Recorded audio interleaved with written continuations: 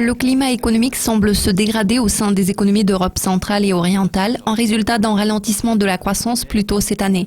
Yevgenia Sleptsova, Oxford Economics.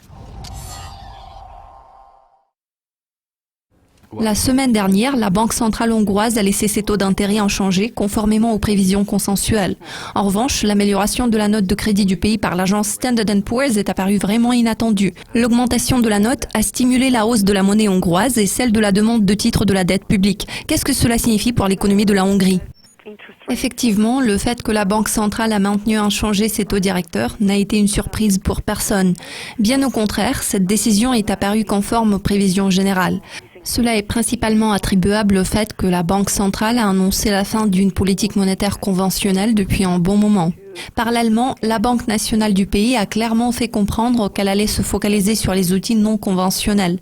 C'est effectivement ce qui s'est produit lorsque le régulateur a réduit le montant limite des réserves excédentaires détenues par les banques sous forme de dépôt à 3 mois. En dépit du fait que les participants au marché aient été nombreux à prédire une augmentation de la note de crédit de la Hongrie par au moins 2 agences de notation, le timing de cette révision à la hausse est apparu très surprenant vu qu'il n'y a pas eu de révision à la hausse des perspectives de croissance. Ces dernières sont restées stables.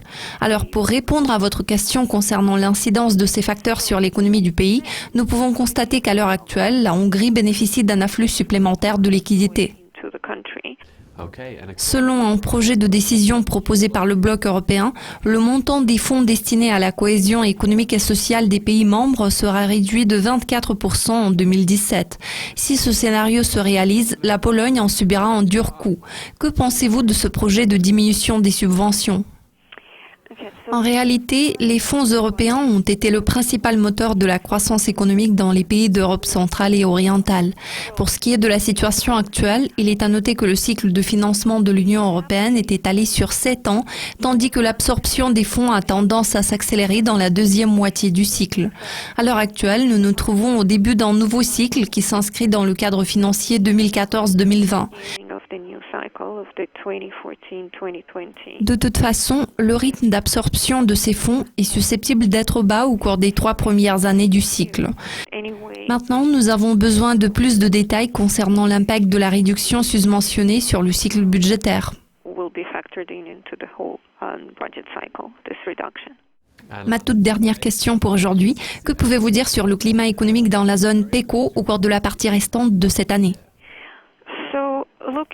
En parlant des indices PMI, nous pouvons constater que la confiance s'est quelque peu affaiblie au cours des 2 premiers mois du 3e trimestre. Cette tendance concerne l'ensemble de la région PECO. L'indicateur vacille autour de la barre des 49-50 points qui indique une absence de croissance. Cela est principalement frappant dans le cas de la République tchèque et de la Pologne. La situation est un peu plus volatile en Hongrie.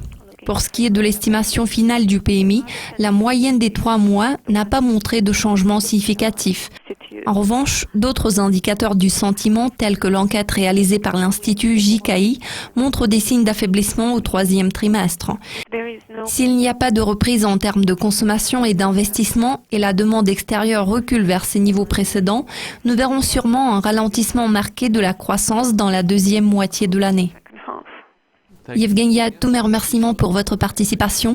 Restez à l'écoute de Dukascopy TV car notre équipe vous tiendra au courant de l'essentiel de l'actualité financière. À très vite.